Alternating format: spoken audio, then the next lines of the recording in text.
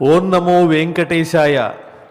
ఆపదామపహర్తారం దాతారం సర్వసంపదాం లోకాభిరామం శ్రీరామం భూయో భూయో నమామ్యహం. వసుదేవసుతం దేవం కంసచాణూరమర్దనం దేవకీ పరమానందం కృష్ణం వందే జగద్గురుం.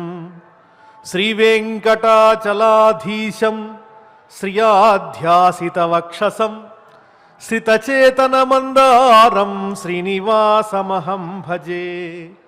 గురుర్బ్రహ్మా గురుర్విష్ణుః గురుర్దేవో మహేశ్వరః గురుస్సాక్షాత్ పరం బ్రహ్మ తస్మై శ్రీ గురవే నమః. కలియుగ ప్రత్యక్ష దైవం శ్రీనివాస పరబ్రహ్మ సన్నిధిలో ఈనాడు మనం ఎంతో వైభవంగా మార్గశీర్ష మాసము విష్ణు తత్వము అనేటువంటి చక్కని విషయాన్ని తెలుసుకునేటువంటి ప్రయత్నం చేద్దాం. ఈరోజు మార్గశిర శుక్ల పాడ్యమి, మూలా నక్షత్రం, మంగళవారం, హేమంత ఋతువులో ప్రవేశించాం మనం. ఈ సంవత్సరాన్ని అంతా కూడా ఒక రోజుగా భావన చేస్తే, ఒక సంవత్సరాన్ని ఒక రోజుగా మనం భావన చేస్తే, ఆ రోజులో ఈ మార్గశీర్ష మాసం అనేటువంటిది బ్రహ్మముహూర్తం, బ్రాహ్మీ ముహూర్తంలో ఉంటుంది.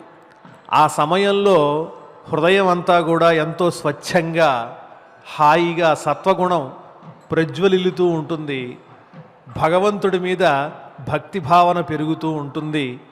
చక్కగా సుప్రభాతాది స్తోత్రములతో ఆనందంగా మనం పరమాత్మను సేవిస్తూ ఉంటాం. అంతటి గొప్పది మార్గశిర మాసం. ఆకాశంలో ఉన్నటువంటి నక్షత్రాల యొక్క సమూహం అంతా కూడా ఒక మృగ రూపంలో ఉంటుందిట. ఆ మృగ రూపంలో ఉన్నటువంటి ఆ నక్షత్రాలలో అగ్రభాగాన ఉన్నటువంటి నక్షత్రం మృగశిర నక్షత్రం. అందువల్ల దానికి మృగశిర అనేటువంటి పేరున్నది. మార్గశీర్షము అంటే భగవంతుణ్ణి పొందడానికి ఒక చక్కని ఉత్తమమైనటువంటి మార్గము. శీర్షము అంటే మన దేహంలో ఉత్తమమైన అంగం శిరస్సు కాబట్టి ఆ ఉత్తమమైనటువంటి మార్గం, ఉత్తమంగా భగవంతుణ్ణి పొందడానికి సరైనటువంటి మార్గం మార్గశిర మాసం. శ్రీకృష్ణ పరమాత్మునకు ఎంతో ఇష్టమైనటువంటి మాసం. ఆ స్వామి చెంతన మనం ఉన్నట్లయితే ఒక చెట్టు నీడలో ఉన్నట్టుగా ఉంటుంది. వాసుదేవ తరుఛాయ నాతి సీత నఘర్మదా. శ్రీకృష్ణ పరమాత్మ చెట్టు నీడ లాంటి వాడు. బాగా ఎండగా ఉన్నప్పుడు చెట్టు నీడలోకి వెడితే చల్లగా ఉంటుంది, చల్లగా ఉన్నప్పుడు చెట్టు నీడలోకి వెడితే వెచ్చగా కూడా ఉంటుంది. ఈ మార్గశిర మాసంలో కూడా వేడికి వేడి ఉంటుంది పగటిపూట, అదేవిధంగా చల్లదనానికి చల్లదనం కూడా ఉంటుంది. నాతి సీత న ఘర్మద, అంత చక్కటి మాసము.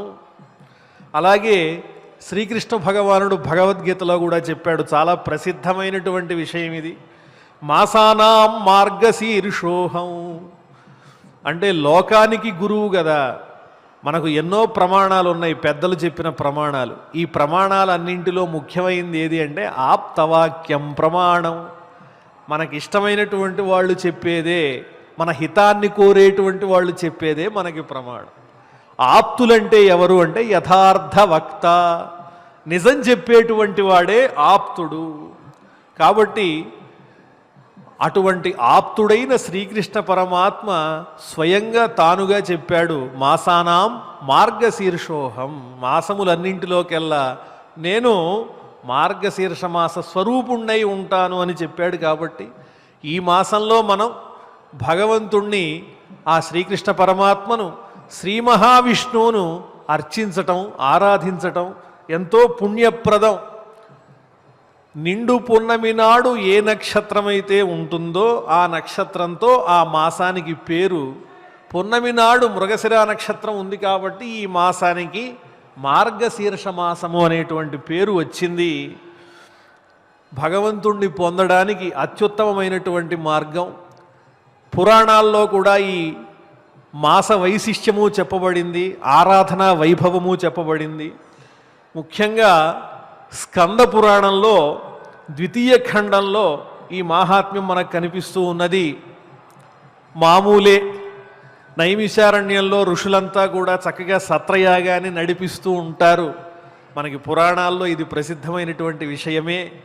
అక్కడకు సూత మహర్షి వచ్చాడు. అయ్యా సూత మహర్షి, మీరు ఎన్నో పురాణాలన్నీ కూడా అధ్యయనం చేసి ఉన్నారు, మీకు తెలియని విషయాలంటూ ఏమీ లేవు, కాబట్టి భగవద్గుణానుభవాన్ని మీరు అనుభవించినటువంటి విషయాన్ని మా అందరికీ అందించండి అని ఋషులు అడుగుతున్నారు. ఇక్కడ మనం అర్థం చేసుకోవలసినటువంటి ముఖ్య విషయం ఏంటంటే, అంత గొప్ప మహర్షులు తపస్సు ఆచరించేటువంటి వాళ్ళు, లోకరక్షణ కోసమే వాళ్ళు ఏ కార్యక్రమాన్ని ఆచరించినా లోకమంతా సుభిక్షంగా ఉండాలి, లోకా సమస్తా సుఖినో భవంతు అని. నేను ఇంత తపస్సు చేసినటువంటి మహానుభావుణ్ణి, నాలో ఇన్ని గొప్ప గుణాలు ఉన్నాయని వారు అనుకోరు. ఒకరికి తెలియని విషయం మరొకరిని అడిగి తెలుసుకుంటారు. తెలిసినా కూడా ఎవరన్నా చెబితే శ్రవణం చేస్తారు తప్ప నేనే గొప్పవాడిని అనేటువంటి భావన లేదు. అందువల్ల లోకంలో జ్ఞానం అనేటువంటిది అపరిమితంగా వ్యాపించుంటుంది. అందులో అందరికీ కాస్త కాస్త తెలుస్తుంది. అలాగే ఋషులు సంపూర్ణమైన జ్ఞానం కలిగిన వారైనా సూత మహర్షి రాగానే, అయ్యా మీరు పురాణములు చెప్పడంలో గొప్పవారు కాబట్టి ఆ పురాణాల్లో ఉన్న విశేషాలు చెప్పండి, ముఖ్యంగా లోకాన్ని ఉద్ధరించటానికి తగినటువంటి మార్గాలు చెప్పండి. లోకం ఉద్ధరింపబడటం ఎలా జరుగుతుంది? లోకం ఉద్ధరింపబడాలి అంటే జీవులలో భగవంతుని పట్ల భావన పెరగాలి, భక్తి పెరగాలి. అది పెరగాలంటే నేను అనేటువంటి భావాన్ని విడిచిపెట్టాలి. అంటే నేనే అన్నింటినీ సాధిస్తున్నాను, నేనే స్వతంత్రుణ్ణి, నేనే కర్తను అనేటువంటి భావనను విడిచిపెట్టాలి. అంటే దేహాభిమానాన్ని తగ్గించాలి. ఏమంటే ఈ ప్రవచనాల్లో మనం చెప్పుకున్నంత మాత్రాన ఈ దేహాభిమానం మాటల వరకే పరిమితం, కానీ ఆ తరువాత మళ్ళీ ఆ అభిమానం అనేది పెరుగుతూనే ఉంటుంది. అంటే దీనికి ఒక మార్గం, హృదయంలో చక్కగా ఆ శ్రీ మహావిష్ణు యొక్క స్వరూపాన్ని చింతన చేసుకోవాలి. శంఖచక్రములు ధరించి, గద, అలాగే ఒక చేతిలో చక్కగా పద్మాన్ని ధరించినటువంటి వాడై, వివిధాభరణములతో భూషితుడై, ఎంతో ప్రసన్నమైనటువంటి చిరునవ్వుతో, స్వర్ణ ఖచ్చితమైనటువంటి రత్నములు అలంకరించిన చక్కని కిరీటాన్ని ధరించినటువంటి శ్రీకృష్ణ పరమాత్మను, శ్రీ మహావిష్ణువును పట్టు పీతాంబరములు ధరించి ఉన్నాడు ఆయన. ఆ స్వామిని హృదయంలో నిలుపుకోవాలి. ఆ రూపాన్ని మనం నిలుపుకోవడానికి ప్రయత్నిస్తూ ఉంటే ఏకాగ్రత కలుగుతుంది. ఆ ఏకాగ్రతతో ఆ స్వామి యొక్క నామాన్ని పలుకుతూ ఉంటే, ఏడుకొండలవాడ వెంకటరమణ గోవింద గోవింద అని మనం గనక పలుకుతూ ఉన్నట్లయితే అప్పుడు మనస్సు నిలబడేటువంటి అవకాశం ఉన్నది. ఈ దేహం మీద ఉన్నటువంటి అభిమానం కొంతవరకు తగ్గించుకునేటువంటి అవకాశం ఉన్నది. మానవునకు ముఖ్యంగా భగవంతుడిచ్చిన వరం ఏంటంటే విచక్షణ. మిగిలినటువంటి జీవరాశుల్లో జ్ఞానం అనేటువంటిది అంతగా కనిపించదు, మానవులలో మాత్రం జ్ఞానం పుష్కలంగా ఉంది. తెలిసి కూడా అపరాధ సహస్రములు చేయదగినటువంటి గొప్పవాడు మానవుడే. అదే రకంగా భగవంతుని మీద మనస్సు పెట్టి జ్ఞానాన్ని సముపార్జించి లోకానికి మేలు చేయగలిగిన వాడు మానవుడే. ఇందులో ఈ రెండింటిలో దేన్ని ఆచరించాలో మానవుడే నిర్ణయించుకోవాలి.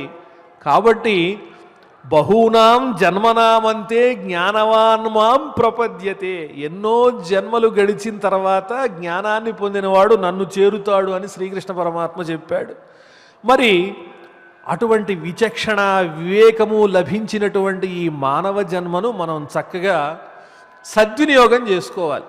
ఆ భగవంతుణ్ణి పొందడానికి మార్గం ఏమిటని ఆలోచించాలి. అటువంటి ఆలోచనలో మహర్షుల ద్వారా మనకు అందినటువంటివే ఈ పురాణముల యొక్క వైశిష్ట్యం అంతా కూడా. ఈ పురాణ వైశిష్ట్యాన్ని శ్రవణం చేస్తూ స్వామిని కీర్తిస్తూ గనక ఉన్నట్లయితే మనలో ఉన్నటువంటి ఆ దురభిమానం అనేది తగ్గి లోకక్షేమం కోసం మనం ఏమన్నా చెయ్యాలి అనేటువంటి ప్రయత్నం దినదినాభివృద్ధిగా దాన్ని పెంచుకోవటమే. అయ్యో ఇలా చెప్పారు కదా, నేను దేహాభిమానాన్ని వదులుకోలేకపోతున్నాను, భగవంతుడి మీద మనస్సుని ఏకాగ్రతగా ఉంచుకోలేకపోతున్నానని బాధపడనవసరం లేదు. ఎందువల్లంటే అవి సహజంగా కలుగుతూనే ఉంటాయి నిరంతరము. ఆ కలిగినప్పుడు ఒక్కసారి పరమాత్మని తలుచుకుంటూ వాటిని తగ్గించుకుంటూ వెళ్తూ ఉండడమే. ఆ నైమిషారణ్యంలో ఆ ఋషులందరికీ కూడా సూత మహర్షి చెప్తున్నాడు, అయ్యా పూర్వం బ్రహ్మగారు శ్రీ మహావిష్ణువుని అడిగారు. బ్రహ్మగారి తండ్రి గారు లోకాలనే సృష్టించేటువంటి ఈ బ్రహ్మను సృష్టించిన వాడు శ్రీ మహావిష్ణువు. ఆ శ్రీ మహావిష్ణువుని ప్రశ్నించాట ఆయన చక్కగా ప్రార్థన చేస్తూ, దేవకీ నందనం కృష్ణం జగదానందకారకం భుక్తి ముక్తిప్రదం వందే మాధవం భక్తవత్సలం. నీవు సర్వస్వతంత్రుడవై ఉన్నప్పటికీ కూడా మానవ రూపాన్ని ధరించి ఆ దేవకీదేవి గర్భంలో నీవు జన్మించావు. ఎందుకని అంటే జగత్తునకు ఆనందాన్ని ఇవ్వడానికి. జగదానందకారకుడు అంటే నిజమైనటువంటి ఆనందాన్ని, సంతోషాన్ని ఇచ్చేటువంటి వాడు ఆ పరమాత్మ. భుక్తిని ముక్తిని, ఐహిక ఆముష్మికమైనటువంటి ఇహలోక సౌఖ్యాన్ని పరలోక సౌఖ్యాన్ని కూడా అందించి ఆదరించేటువంటి వాడు పరమాత్మ. అంతేకాదు భక్తవత్సలం, అపారమైనటువంటి కరుణతో మనల్ని అనుగ్రహించేవాడు. స్వామి నువ్వు చెప్పావు కదా, మాసానాం మార్గశీర్షోహం, మాసములన్నింటిలో కూడా నేను మార్గశీర్ష మాసమును అని నీవు చెప్పి ఉన్నావు కదా, ఆ మాసము యొక్క గొప్పతనం ఏంటో చెప్పవలసింది అని బ్రహ్మగారు శ్రీ మహావిష్ణువును వినయపూర్వకంగా అడుగుతూ ఉంటే ఆ స్వామి చెబుతూ ఉన్నాడు, నాయన నాకు అన్నింటిలో మార్గశిర మాసం అనేది ఎంతో ఇష్టమైనటువంటిది. ఆ మాసంలో సర్వయజ్ఞేషు యత్పుణ్యం సర్వతీర్థేషు యత్ఫలం తత్ఫలం సమవాప్నోతి మార్గశీర్షే కృతే సుత. యజ్ఞములు చేసినటువంటి పుణ్యం అంతా కూడా, సమస్త తీర్థయాత్రలు సంచరించినటువంటి పుణ్యం అంతా కూడా ఈ మాసంలో నన్ను అర్చిస్తే లభిస్తుంది. ఈ మార్గశీర్ష మాసంలో భక్తులకు నేను ఎంతగా సన్నిహితంగా ఉంటానో, వాళ్ళు పిలిస్తే పలుకుతాను, ఇంకెప్పుడూ కూడా అంత గొప్పగా వాళ్లకు సన్నిహితంగా ఉండే అవకాశం ఉండదు.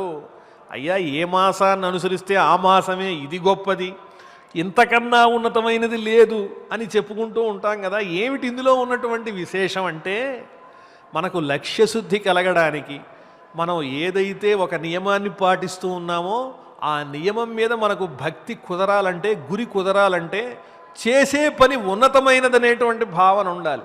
మనం చేసేటువంటి వృత్తిలో ఆ వృత్తిని మనం దేవుడిగా భావన చేసినట్లయితే ఆ వృత్తికి న్యాయం చేయగలుగుతాం. అసంతృప్తితో చేసేటువంటి పని సంపూర్ణమైనటువంటి సిద్ధిని ఇవ్వదు. అందువల్ల ఇది అత్యుత్తమమైనటువంటిది. మనం ఆరాధన చేసేటువంటి భగవత్ స్వరూపం ఏదైతే ఉందో, ఏ వ్రతమైతే ఉందో, పూజ అయితే ఉందో అది అత్యుత్తమమైనటువంటిది అనేటువంటి భావనతో మనం ఆ కార్యాన్ని సాధించాలి. అందువల్లే స్వామి చెబుతూ ఉన్నాడు, ఎవరైతే ఈ మాసంలో నన్ను చక్కగా సేవిస్తారో వాళ్ళందరికీ నేను దగ్గరగా ఉంటాను అని స్వామి చెప్తూ ఉన్నాడు. ఈ మాసంలో చక్కగా మనం బ్రాహ్మీ ముహూర్తంలో లేచి స్వామివారి కీర్తనలు చేస్తూ మనస్సులో స్వామిని ధ్యానిస్తూ స్నానమాచరించి పవిత్రంగా ఆ స్నానమాచరించేటప్పుడు తులసిమాతను తలుచుకోవాలిటండి. విష్ణుపాద ప్రసూతాసి వైష్ణవీ విష్ణుదేవత త్రాహినత్వం అఘాదస్మాత్ ఆజన్మ మరణాంతికాత్. శ్రీ మహావిష్ణువు యొక్క పాదపద్మం నుంచి ఉద్భవించినటువంటి ఓ పవిత్రమైనటువంటి గంగా నీకు నమస్కారము అని ఆ గంగాదేవికి నమస్కారం చేస్తూ మమ్మల్ని అందరినీ రక్షించవలసింది, పాపములు తొలగించవలసింది. గంగాదేవికి పాపములను తొలగించేటువంటి శక్తి ఎక్కడి నుంచి వచ్చింది అంటే ఆ గంగాదేవి విష్ణువు యొక్క పాదం నుంచి ఉద్భవించింది. అంత గొప్ప పాదము, బ్రహ్మ కడిగిన పాదము. ఆ శ్రీ మహావిష్ణువు యొక్క పాదాన్ని సాక్షాత్తు బ్రహ్మదేవుడు చక్కగా కడిగేటండి. ఆ పాదం నుంచి ఉద్భవించినటువంటిదే గంగ. కాబట్టి ఆ రకంగా ఆ గంగాదేవిని చక్కగా మనం తలుచుకుంటూ తులసి దళములతో అర్చన చెయ్యాలి. స్వామివారికి మార్గశిర మాసంలో చక్కగా తులసి దళములతో అర్చించినట్లయితే పరమాత్ముడు ఎంతో సంతోషిస్తాడు. సరే స్వామి, ఈ రకమైనటువంటి నియమాలు పాటించినటువంటి వాళ్ళు పూర్వం ఎవరైనా ఉన్నారా అని ప్రశ్నించినట్లయితే అప్పుడు శ్రీ మహావిష్ణువు చెబుతున్నట్టండి, హేమంతే ప్రథమే. పూర్వం హేమంత ఋతువులో గోపికలందరూ కూడా ఈ వ్రతాన్ని ఆచరించారు. ఆ మధుర చక్కగా రేపల్లెలో యమునా నదిలో చక్కగా వాళ్ళంతా కూడా స్నానం ఆచరించడానికి వెళ్ళారయ్యా, ఈ వ్రతాన్ని ఆచరించారు. హేమంతే ప్రథమే మాసి నందవ్రజ కుమారికా చేరుర్హవిష్యం భుంజానా కాత్యాయన్యర్చన వ్రతం. హేమంత ఋతువులో ఆ నందవ్రజంలో ఉండేటువంటి గోపికలు కన్యకలంతా కూడా చక్కగా హవిష్యం భుంజానా, ఈ మార్గశిర మాసంలో ఏమి స్వీకరించాలి అంటే హవిష్యాన్ని స్వీకరించాలటండి. హవిష్యము అంటే భగవంతుని యొక్క ప్రసాదం. ఆ ప్రసాదాన్ని స్వీకరిస్తూ పరమ పవిత్రంగా ఈ నియమాలన్నింటినీ కూడా పాటించాలి. పూర్వం గోపికలు కాత్యాయని వ్రతం అనేటువంటి పేరుతో చక్కగా ఈ హేమంత ఋతువులో వాళ్ళంతా కూడా మార్గశీర్ష మాసమును, మార్గశీర్ష స్నానములను పాటించారు, ఆచరించారు అని చెప్పి ఆ వృత్తాంతాన్నంతా కూడా చెబుతూ ఉన్నారు. ఈనాడు తిరుమల క్షేత్రంలో నిన్నటి నుంచి అధ్యయనోత్సవాలు ఎంతో వైభవంగా ప్రారంభమైనాయి. ఇయర్ప అనేటువంటి చక్కని 3వ ఆయిరం సంపూర్ణంగా పారాయణ జరిగింది. ఈనాటి పొద్దున్న మొదలాళ్వారు, నమ్మాళ్వారు, తిరుమంగయాళ్వార్లు అనుగ్రహించినటువంటి ఈ ఇయర్ప అనేటువంటి చక్కని పాశ్రముల యొక్క సమూహాన్నంతా కూడా భగవత్ సమక్షంలో చక్కగా పారాయణ చేయటం జరిగింది. మరి ఆనాడు గోపికలు ఏ విధంగా వాళ్ళు ఆ మార్గశీర్ష స్నానాన్ని ఆచరించారనే విషయాన్ని భాగవతంలో ఏ విధంగా వర్ణించారో మనం ఒక్కసారి చూద్దాం. ఉద్యద్గంధ గజేంద్ర గౌరవముతో యోషాంబరంబుల్ విభుండు ఆద్యుండు అర్భకు భంగి అర్భకులతో హాసార్థియై కొంచు తన్నద్యంభఃకణ సీతవాత జనితానందంబుతో నెక్కే తా సద్యో ముక్త దురంత పాదపజను సంతాపమున్ నీపమున్. ఆ గోపికలందరూ కూడా స్నానములు ఆచరించాలనుకుంటున్నారు, వ్రతాన్ని చెయ్యాలనుకుంటున్నారు. దేనికోసం అనుకుంటున్నారు? వాళ్ళ మనస్సులో ఉన్నటువంటి కోరిక ఏమిటి అంటే సాక్షాత్తు ఆ శ్రీకృష్ణ పరమాత్మను తమ పతిగా పొందాలి అనేటువంటి కోరిక. కానీ వాళ్ళు ఆ వ్రతాన్ని ఆచరిస్తూ ఉన్నారు, కానీ తెలిసి తెలియక కొన్ని దోషములు కూడా కలుగుతూ ఉంటాయి. ఆ దోషములు కలిగినప్పుడు వాటిని పరిహరించటం కోసం ఆ పరమాత్మ కొన్ని లీలలు చేస్తూ ఉంటాడు. అలాగే వాళ్ళంతా కూడా స్నానమాచరించేటప్పుడు వస్త్రములన్నింటినీ కూడా తీసివేసి ఆ నదిలో ప్రవేశించారటండి. వస్త్రం లేకుండా స్నానం చేయటం అనేటువంటిది శాస్త్ర నిషిద్ధమైనటువంటి విషయం కాబట్టి అది తప్పే. ఆ విషయాన్ని శ్రీకృష్ణ పరమాత్మ గ్రహించి, అయ్యో వీళ్ళకి వ్రత సంబంధమైనటువంటి ఈ స్నానమునకు సంబంధించినటువంటి ఫలితం పూర్తిగా దక్కదు అనేటువంటి ఉద్దేశ్యంతో తన బాహుదండంతో వారి వస్త్రములన్నింటినీ కూడా తీసుకుని కడిమి చెట్టు మీద ఎక్కి కూర్చున్నట్టండి ఆయన. ఈ విషయాన్ని ఆ గోపికలంతా కూడా గుర్తించారు. వారు ఇలా కోరుతున్నారు స్వామివారిని, మామా వలువలు ముట్టకు, మామా కొనిపోకు పోకు, మన్నింపు తగన్ మా మానమేల కొనియదు, మా మానసహరణమేల మానుము కృష్ణ. ఓ శ్రీకృష్ణ, వద్దయ్యా, ఆ వలువలు నీవు తీసుకుని పోవద్దు, మా అభిమానాన్ని కాపాడవయ్యా. ఇదే దేహాభిమానం. పరమాత్మని యందు ఎప్పుడైతే మనస్సు లగ్నమవుతుందో మనమనేటువంటి విషయాన్ని మనం మర్చిపోవాలి, మనది అనేటువంటి విషయం మర్చిపోవాలి. అంతా పరమాత్మని యొక్క సంబంధమైనటువంటి విషయమే అనేటువంటి జ్ఞానంతో ఎప్పుడైతే మెలుగుతామో ఈ దేహ సంబంధమైనటువంటి అభిమానం అప్పుడు నశించిపోతుంది. గోపికలకు పరమాత్మను పొందాలనే కోరిక ఉంది, కానీ వారిలో ఇంకా దేహాభిమానం అనేది పూర్తిగా నశించలేదు. ఆ అభిమానాన్ని కూడా అలా తీసివేస్తే తప్ప సంపూర్ణమైనటువంటి పరమాత్మ యొక్క సందర్శనము, తత్వము తెలియదు, విష్ణు తత్వం అర్థం కాదు. కాబట్టి ఈ మార్గశిర మాసంలో మీరు ఈ హేమంత ఋతువులో చక్కగా వ్రతాన్నైతే చేస్తూ ఉన్నారు, కానీ మీ మనసులో దేహాభిమానం అనేటువంటిది పూర్తిగా పోలేదు. అందువల్లనే మీరేం చెయ్యాలి? రామల్ రాజుల తోడని పనికి నారంభింతురే, మీ క్రియల్ మోమోటేమియు లేక తూలెదరు, మీ మోసంబు చింతింపరు. మీరు చేసినటువంటి పొరపాటు మీరు తెలుసుకోవటం లేదు. మాతోనే మీరు నేనేమో పురుషుణ్ణి, మీరేమో స్త్రీలు అనేటువంటి భావనలో ఉన్నారు. నేను మీ వాడిని, పరమాత్మను. నా ఎదుట మీకు దాపరికమేమున్నది? తప్పు చేసేటప్పుడు ఒక గోడ అడ్డుందనుకుని అవతల పక్క మనం తప్పు చేస్తూ ఉంటాం. అవతల వాడు చూడలేదనుకుంటాం. కానీ ఇవన్నీ చూచేటువంటి వాడు పరమాత్ముడు అనేటువంటి వాడు ఒకడు ఉంటాడుగా. అలాగే మనం ఎన్నో పొరపాట్లు చేసి పైకి మాత్రం నీతి వర్తనతో ఉన్నట్టు నటించవచ్చు, కానీ నిద్రించే సమయంలో ఏకాంతంలో మనకు అవన్నీ కూడా జ్ఞాపకం వస్తూ ఉంటాయి.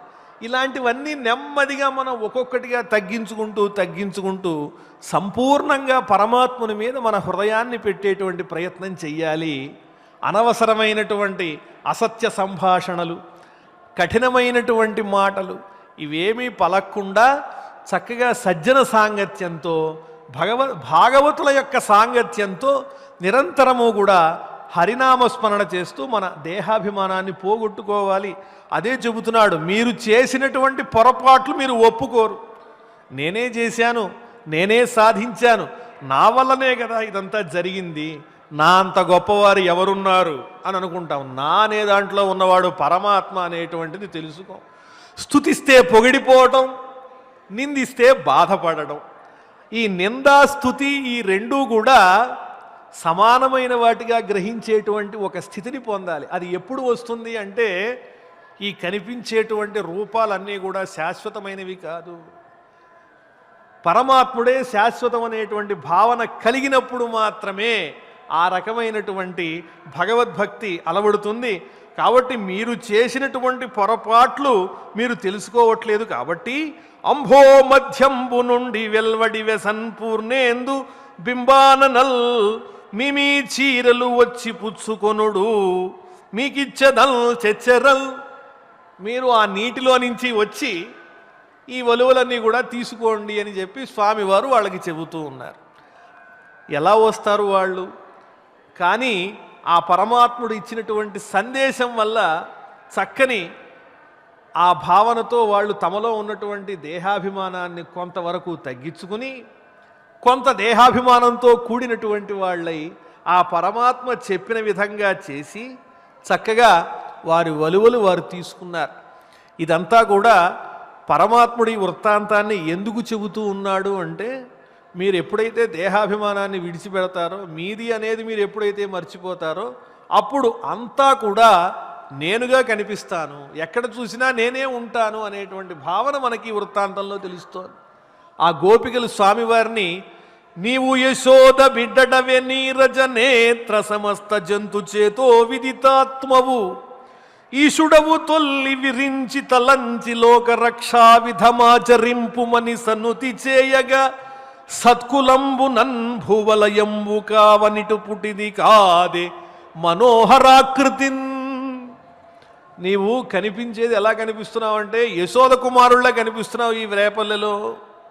కానీ ఈ లోకాలన్నీ రక్షించవయ్యా అని దేవతలంతా కూడా నిన్ను ప్రార్థన చేస్తే, బ్రహ్మగారు వచ్చి నిన్ను ప్రార్థన చేస్తే ఈ భూమి మీద మానవ రూపంలో అవతరించావు తప్ప నువ్వు సామాన్యుడివి కాదు. శ్రీకృష్ణావతారం అంటే సాక్షాత్తు పరిపూర్ణమైనటువంటి శ్రీ మహావిష్ణువు రూపమే. తాను జన్మించినప్పుడే తాను శ్రీ మహావిష్ణువునని చక్కగా తల్లిదండ్రులకు బోధ చేశాడు. చిన్ననాటి నుంచి ఆయన ఆచరించినటువంటి ఎన్నో అమానుషమైనటువంటి కృత్యాలన్నీ కూడా అదే విషయాన్ని మనకు తెలియజేస్తూ ఉన్నాయి. లేకపోతే చిటికన వేలితో గొప్ప పర్వతాన్ని ఎత్తి పట్టుకోవటం ఏమిటి, గొప్ప గొప్ప రాక్షసులందరినీ కూడా సంహరించటం ఏమిటి, ఇవన్నీ కూడా ఆ స్వామి సాక్షాత్తు శ్రీ మహావిష్ణువు అనేటువంటి విషయాలన్నీ కూడా తెలియజేస్తూ ఉన్నాయి. మరి ఆ శ్రీకృష్ణ పరమాత్మను మన హృదయ కమలంలో బంధించుకుంటూ ఆ రూపాన్ని ధ్యానించుకుంటూ కొన్ని అన్నీ ముఖ్యమైనవే, కానీ ఆ పరమాత్మను దృష్టిలో పెట్టుకుంటూ చెప్పేటువంటి అమూల్యమైనటువంటి శ్లోకరత్నాలను ఇప్పుడు మనం చక్కగా పారాయణ చేసుకుందాం.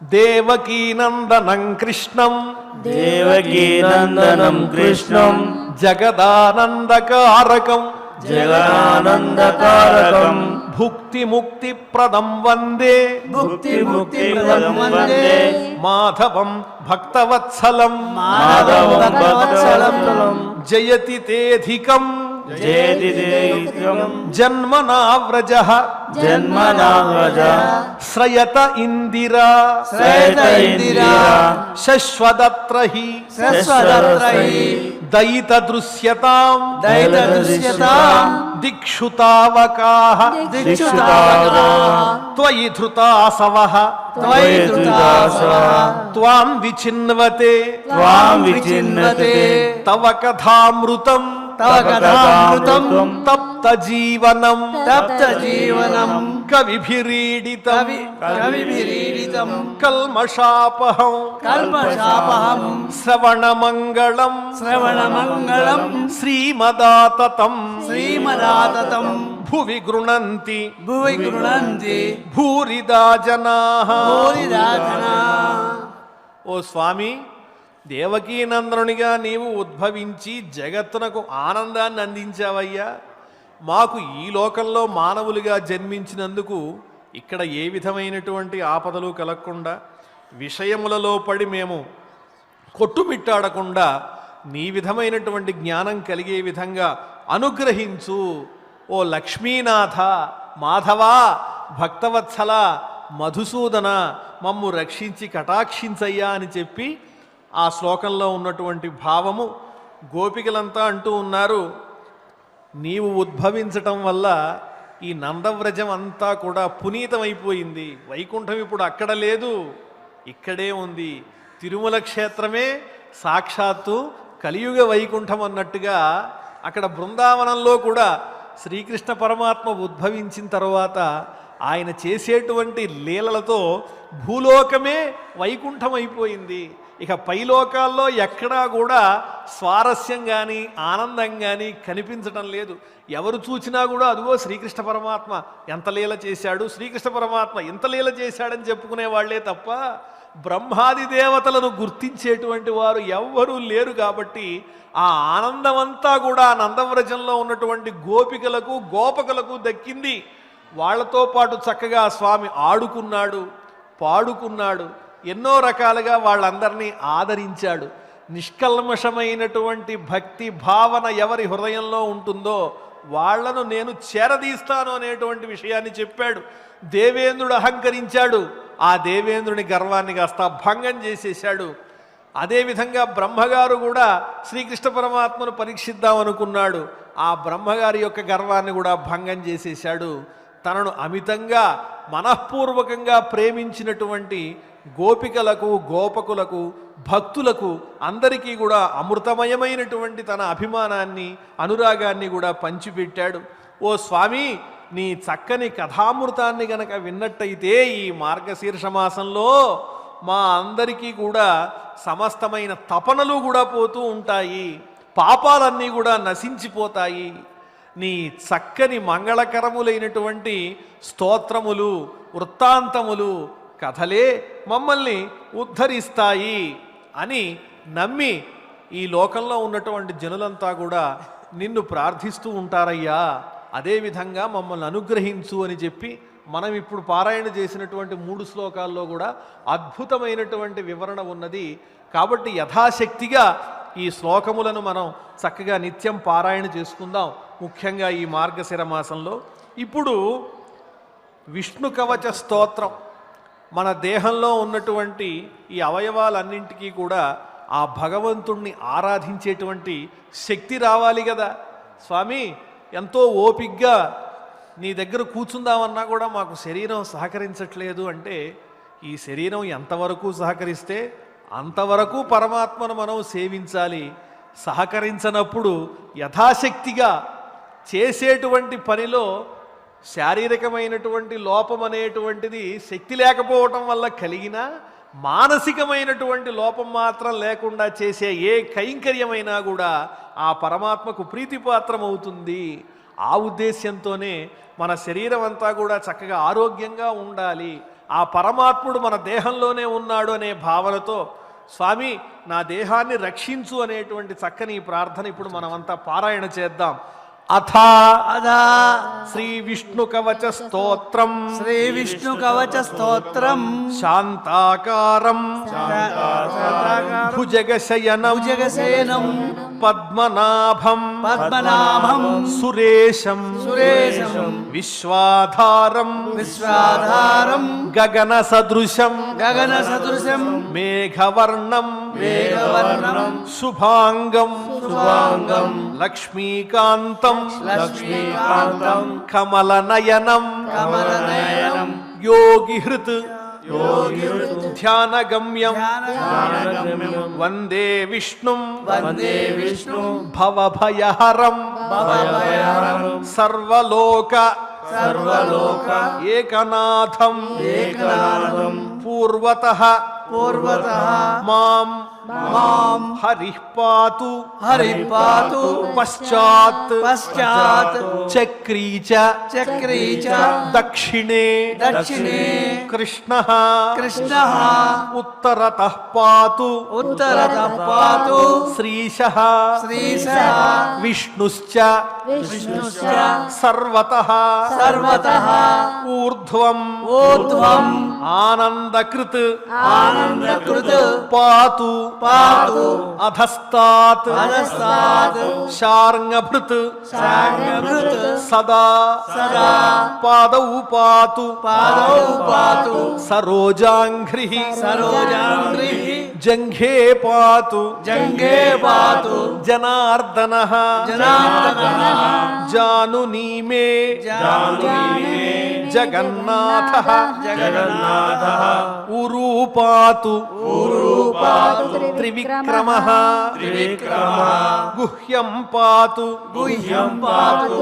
హృషీకేశః ఋషికేశः పృష్ఠం పాతు పృష్ఠం పాతు మమావ్యయః మమావ్యయః పాతు నాభిం పాతు నాభిం మమానంతః మమానంతః కుక్షిం కుక్షిం రాక్షసమర్దనః రాక్షసమర్దనః దామోదరో మే దామోదరో మే హృదయం హృదయం వక్షః పాతు వక్షః పాతు నృకేసరీ నృకేసరీ కరౌ మే కరౌ మే కాళియారాతిః కాళియారాతిః భుజౌ భుజౌ భక్తార్తి భక్తార్తి భంజనః భంజనః కంఠం కంఠం కలాంబుదశ్యామః కాలాంబుదశ్యామః స్కందౌ మే స్కందౌ మే కంసమర్దనః కంసవర్ధనః నారాయణో మే నారాయణో మే అవ్యాత్ అవ్యాత్ నాసాంకర్ణౌ నాసాం కర్ణౌ కేశి ప్రభంజనః కేశి ప్రభంజనః కపోలే పాతు కపోలే పాతు వైకుంఠః వైకుంఠః జిహ్వాం పాతు జిహ్వాం పాతు దయానిధిః దయానిధిః ఆస్యం ఆస్యం దశాస్య హంత దశాస్య హంత అవ్యాత్ అవ్యాత్ నేత్రే మే నేత్రే మే పద్మలోచనః పద్మలోచనః భ్రువౌ మే భ్రువౌ మే పాతు భూమా చ పాతు భూమా చ లలాటం మే లలాటం మే సదాచ్యుతః సదాచ్యుతః ముఖం మే పాతు ముఖం మే పాతు గోవిందః గోవిందః శిరః శిరః గరుడవాహనః గరుడవాహనః మాంసే శశాయి మాంసే శశాయి సర్వేభ్యః సర్వేభ్యః వ్యాధిభ్యః వ్యాధిభ్యః భక్తవత్సలః భక్తవత్సలః పిశాచాగ్నిజలేభ్యః పిశాచాగ్నిజలేభ్యః మాం మాం ఆపద్భ్యః ఆపద్భ్యః అవతు వామనః అవతు వామనః సర్వేభ్యః సర్వేభ్యః దురితేభ్యశ్చ దురితేభ్యశ్చ పాతు మాం పాతు మాం పురుషోత్తమః పురుషోత్తమః ఇదం శ్రీ విష్ణు కవచం ఇదం శ్రీ విష్ణు కవచం సర్వమంగళదాయకం సర్వమంగళదాయకం సర్వరోగ ప్రశమనం సర్వరోగ ప్రశమనం సర్వశత్రు వినాశనం సర్వశత్రు వినాశనం ఇతి ఇది శ్రీ విష్ణు కవచ స్తోత్రం శ్రీ విష్ణు కవచ స్తోత్రం సంపూర్ణం. సంపూర్ణం. మన దేహంలో ఉన్నటువంటి సమస్తమైనటువంటి అంగములకు కూడా రక్షణనిచ్చి మమ్మల్ని ఈ చక్కని మార్గశిర మాసంలో చేసేటువంటి చక్కని పూజలు అన్నీ కూడా చిత్తశుద్ధితో చేసే విధంగా అనుగ్రహించవలసింది అని చెప్పి ఈ స్తోత్రంలో ఆ స్వామి గొప్పతనాన్ని వర్ణించారు. అదేవిధంగా గోపికలు ఏ విధంగా అయితే పరమాత్ముని చేత పునీతులయ్యారో అదేవిధంగా మనమందరము కూడా గోపికల స్థానంలో ఉండి, ఎందువల్లంటే పురుషోత్తముడు పరబ్రహ్మ, మనమందరం కూడా స్త్రీ సమానులమే. ఈ ప్రకృతి అంతా కూడా స్త్రీప్రాయమే. మనలో మనం చూచినప్పుడు వీళ్ళు స్త్రీలు వీళ్ళు పురుషులని మనం అనుకుంటాం, కానీ నిజంగా పురుషోత్తముడు ఎవరంటే ఆ జగన్నాథుడే. వ్యాస మహర్షి అదేవిధంగా సుఖ మహర్షి, వ్యాస మహర్షి కుమారుడే సుఖ మహర్షి. కానీ ఆ వ్యాస మహర్షి నడిచి వస్తూ ఉంటే అప్సరస స్త్రీలంతా కూడా సరస్సులో స్నానాలు చేసే వాళ్ళందరూ కూడా వ్యాసుడు వస్తున్నాడని చెప్పి పక్కకి జరిగారటండి. కానీ సుఖ మహర్షి వస్తూ ఉంటే మాత్రం ఆ సుఖ మహర్షి ఎదురుకుండా వాళ్ళు తమ దేహం మీద వస్త్రములు ఉన్నాయా లేదా అని కూడా చూసుకోకుండా ఆ స్వామికి నమస్కారం చేశారట. అంటే ఆ సుఖ మహర్షిలో స్త్రీ పురుష భేదం కూడా లేదు. అటువంటి ఉన్నతమైనటువంటి స్థానానికి చేరుకున్నాడు ఆ సుఖ మహర్షి. అలాగే ఈ ప్రకృతిలో ఉన్నటువంటి సమస్తమైనటువంటి ప్రాణులన్నీ కూడా విభిన్న రూపములలో కనిపించినా కూడా అంతర్యామిగా ఉన్నటువంటి వాడు పరమాత్ముడు ఒక్కడే. ఆ పరమాత్ముడు మనలో కలిగేటువంటి ఈ భావావేశాలన్నింటినీ కూడా పోగొట్టడం కోసం ప్రత్యేకంగా మనం ఏం చేయాలి అంటే ఈ మార్గశిర మాసంలో భగవంతుని యొక్క పూజ చేయటం ద్వారా మనలో ఉన్నటువంటి అహంకారాదులన్నీ కూడా పోగొట్టుకోవాలి. ఒల్లరు నిర్జరేంద్ర పదమొల్లరు బ్రహ్మపదంబు నొందగా నొల్లరు చక్రవర్తి పదమొల్లరు సర్వరసాధిపత్యమున్నొల్లరు యోగ సిద్ధి మరియుండు భవంబుల నొంద నీతి నీ సల్లలితాంఘ్రేణువుల సంగతి నొంది ధన్యులెప్పుడున్ నొందిన ధన్యులెప్పుడున్. ఒక్కసారి ఆ శ్రీనివాస పరబ్రహ్మ పాదములను దర్శించి వరదహస్తుడైనటువంటి స్వామి రూపాన్ని మనస్సులో నిలుపుకున్నట్లయితే ఇంద్రపదవే, ఆ ఇంద్ర పదవి మనకెందుకు అక్కరలేదు. నిరంతరము కూడా ఈ స్వామి సన్నిధిలో మనం సేవించుకుంటూ ఉంటే చాలు కదా. ఇంద్రాది దేవతలు ఏదైతే తమకు పదవులు ఉన్నాయి అనుకున్నారో వాళ్ళందరూ కూడా ఆ స్వామి యొక్క చక్కని చూపు కోసం, కరుణా కటాక్ష వీక్షణ ప్రసారాల కోసం తపించిపోతూ ఉంటారు. ఎప్పుడైతే మనకు అధికారం ఉన్నది అనేటువంటి భావన ఉండి ఉన్నామో అది ఉన్నంత వరకే, ఆ తరువాత అది మనని విడిచిపోతుంది. ఈ దేహం కూడా శాశ్వతమైనటువంటిది కాదు. నిజము శాశ్వతము అయినటువంటిది ఏమిటి అంటే ఆ పరబ్రహ్మ యొక్క అనుగ్రహమే. ఏది చేసినా కూడా ఆ స్వామి అనుగ్రహం కోసం చేసే అలవాటు మనం చేసుకున్నట్లయితే ఇక ఏ సిద్ధులు అక్కర్లేదు, చక్రవర్తి పదము అక్కర్లేదు, ఇంద్రాధిపత్యము అక్కర్లేదు. అటువంటి పరమాత్మను మన మనస్సులో నిలుపుకుంటూ ఈ మార్గశిర మాసంలో ఆ పరమాత్మను నిరంతరము కూడా మనం సేవిస్తూ ఆయన అనుగ్రహానికి పాత్రులమవుదాం. ఇప్పుడు చక్కగా క్షమాప్రార్థన, అధ క్షమాప్రార్థన యదక్షరపద భ్రష్టం మాత్రాహీనంతు యద్భవేత్ తత్సర్వం క్షమ్యతాం దేవ నారాయణ నమోస్తుతే. అధ భగవత్ సమర్పణం కాయేన వాచా మనసేంద్రియైర్వా బుద్ధ్యాత్మనా వా ప్రకృతే స్వభావాత్ కరోమి యద్యత్ సకలం పరస్మై నారాయణాయేతి సమర్పయామి. అథ మంగళం శ్రియః కాంతాయ కళ్యాణ నిధయే నిధయేర్థినాం శ్రీ వెంకట నివాసాయ శ్రీనివాసాయ మంగళం.